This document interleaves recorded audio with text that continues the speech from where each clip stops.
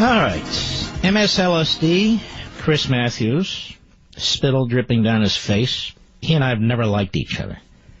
In fact, we detest each other. This is the relevant segment that was brought to our attention. Go. SNL Saturday night, Katie? No, unfortunately, I did not. Well, it's unfortunate for you, but maybe it was fortunate for you. They said that when the guy you're covering, Ted Cruz, smiles, it looks like he's taking a pee. I mean, that is probably the most weirdest description, but everybody I've tried it on says, you know what? There's something weird about the guy's face. Anyway. Hey, how about you? How about your face? It looks like you're sitting on a cucumber all the time, you big dummy. May I say, with all no respect? Go ahead. What's strange about Cruz? Has Trump got to him with this nasty comment that now Rush Limbaugh is now defending? Imagine having Rush Limbaugh saying, oh, Stop. no. It's not Rush Limbaugh, dummy. It's Rush Limbaugh. Go ahead. Nasty. This is Rush Limbaugh, as your character was. I think it's Rush Limbaugh and Mark Levin are defending Ted Cruz. I think Ted Cruz God. Initially... Mark Levin is one of the most distasteful human beings out there. Go ahead.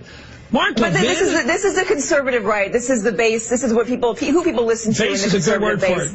And there's a lot of influence. All right, that's enough. You see, ladies and gentlemen, they just hate me. So I guess I wouldn't get along with them either. I guess they call me distasteful. Boy, oh boy, Chris Matthews finds me distasteful. I find him to be a puke. There they are, spending time with Saturday Night Live about Ted Cruz looking like he's taking a leak on a putative news show. And I'm distasteful. The same jerk who attacked Sarah Palin because of a target used in one of her ads where he tried to smear her and have her ruined after the shooting of the congresswoman and the judge and others in Tucson, Arizona.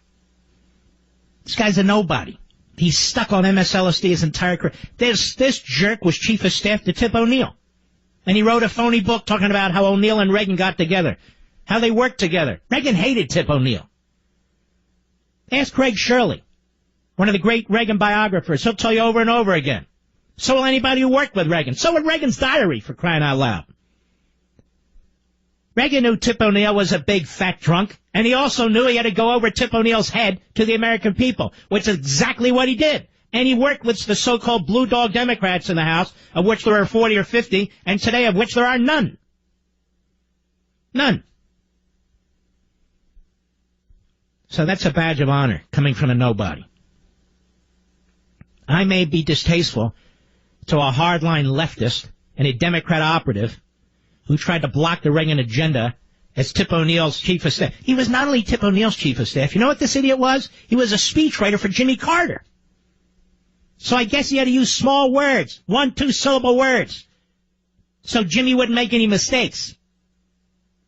Just guessing. So I'm an old Reagan guy. He's an old O'Neill and Carter guy, and it goes back to that in part. Mark Levin, he's one of the most distasteful people. Distasteful. All right, anyway, that's enough of that.